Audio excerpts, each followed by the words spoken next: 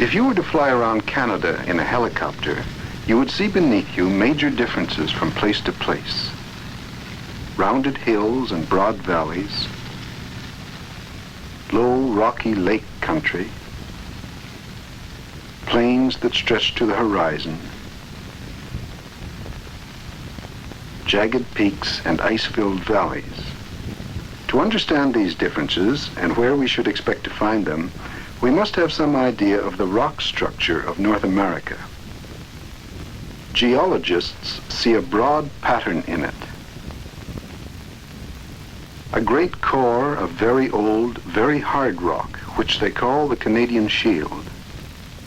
This is bordered by areas of younger, flat-lying sedimentary rock, which in turn are bordered by areas in which the rock has been wrinkled and folded to form mountain ranges.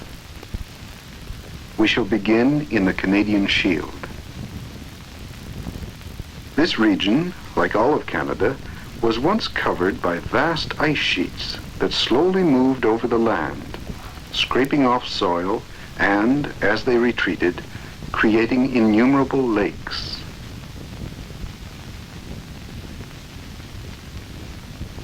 This is what you see flying northwest from Lake Superior.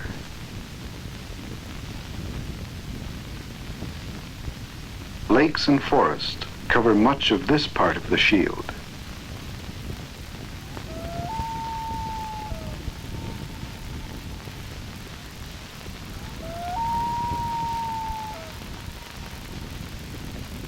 There are probably more lakes in the Canadian Shield than in all the rest of the world.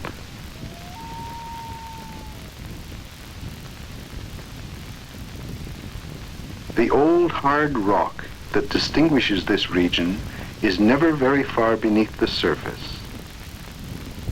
Spruce forests can grow in very shallow soil. Only occasionally does one see signs of human activity, such as this open-pit mine at Steep Rock Lake, Ontario. Scattered throughout the rocks of the shield are rich deposits of minerals.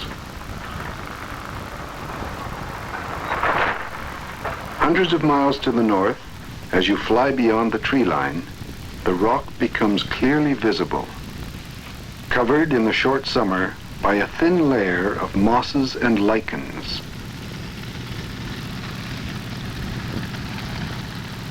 And so it looks, all the way north, to where the shield dips beneath the Arctic Sea.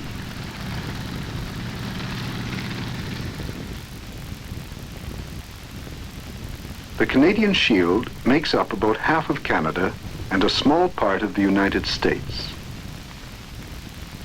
The regions of flat-lying rock, the Great Interior Plains, cover most of the United States and extend north into Canada, forming two regions.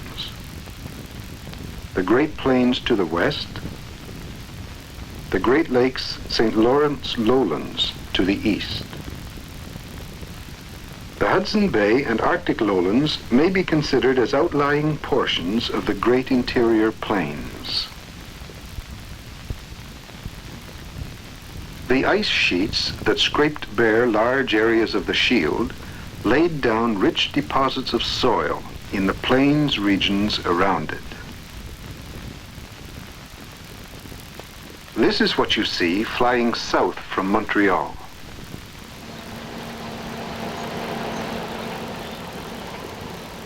Not all the lowlands are as flat as this. They are generally more rolling.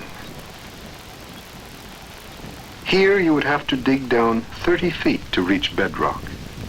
In other places, as much as 200. Everywhere you look, signs of human activity, especially along the waterway for which the region is named.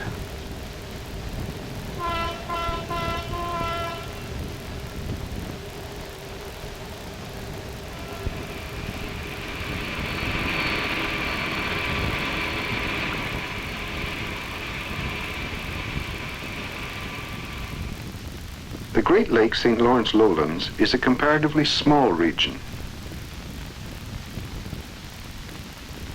The Great Plains region, 1,500 miles to the west, is enormous. This is the Regina Plain, just north of the American border.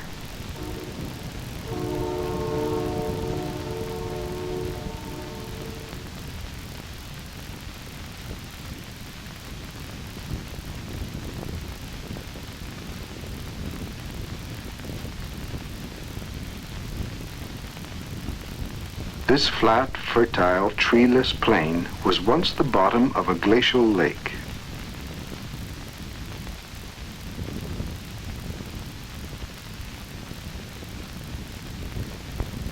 On this farm, they had to plant the trees to break the force of prairie winds, and they built a dugout to catch the spring runoff.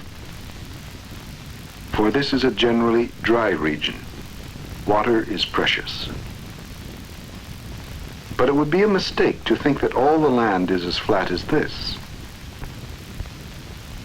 There are many areas of rolling plain, like this, especially in the west.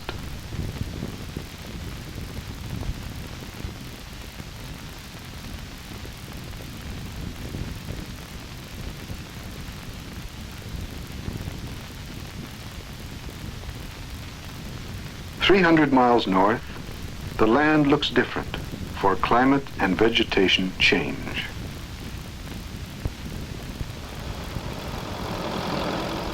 If a man wants to farm here, he is faced with the job of clearing the land.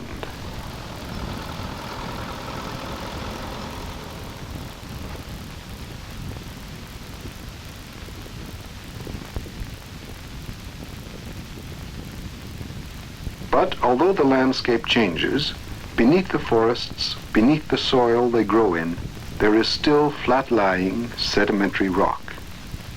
And a sure sign of sedimentary rock, as far north as Norman Wells on the Mackenzie, oil.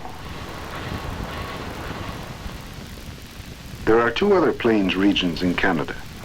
This low, swampy plain called the Hudson Bay Lowlands, and on the Arctic Islands, lowland so far north that it is already frozen over when the leaves are turning color in the south.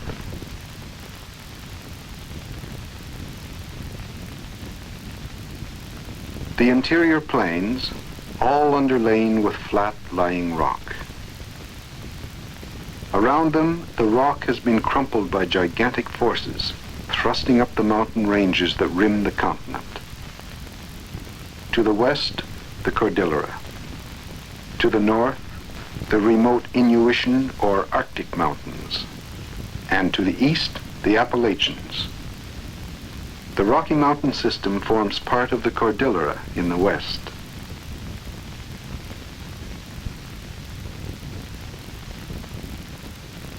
These are young mountains, as mountains go.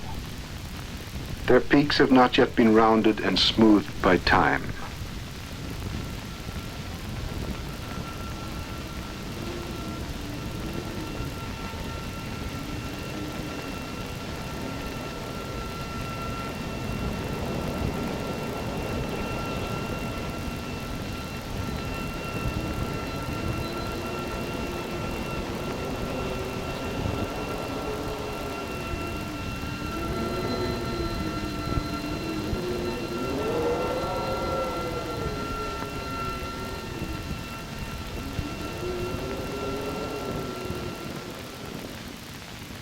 To the west, the valley of the Thompson River, part of the interior plateau between the Rocky Mountain system and the coastal ranges.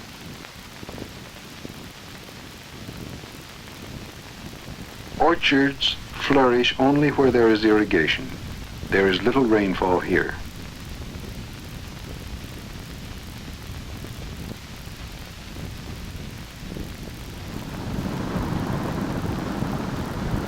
The rivers of this mountain region are generally swift-flowing and turbulent.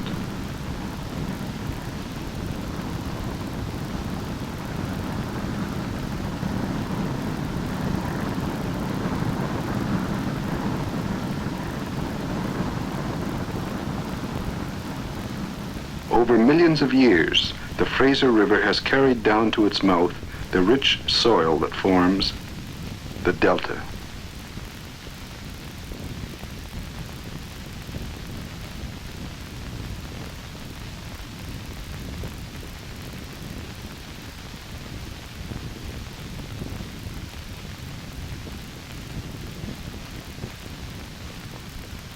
Along the coast, the climate is mild and rainfall very heavy.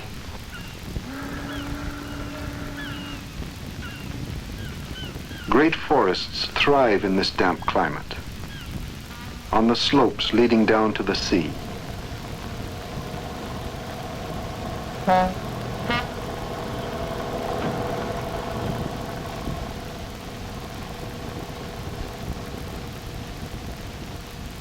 The mountains continue even here,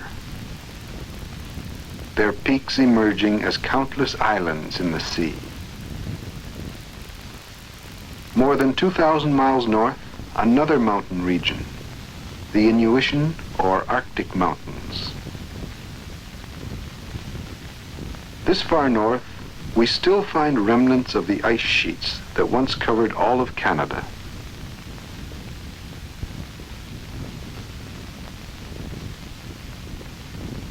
Here, the somewhat blunted appearance of the peaks tells us that these mountains are probably older than the high-thrusting Rockies, but younger than the Appalachian Mountains in the east. Millions of years of erosion have worn what were once towering mountains into a gentler landscape.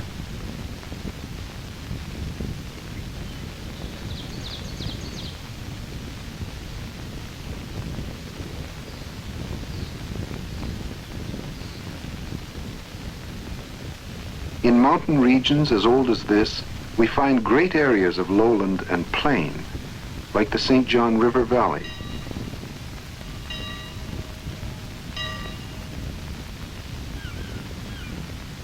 This pattern of lowland and worn-down mountain continues right down to the sea.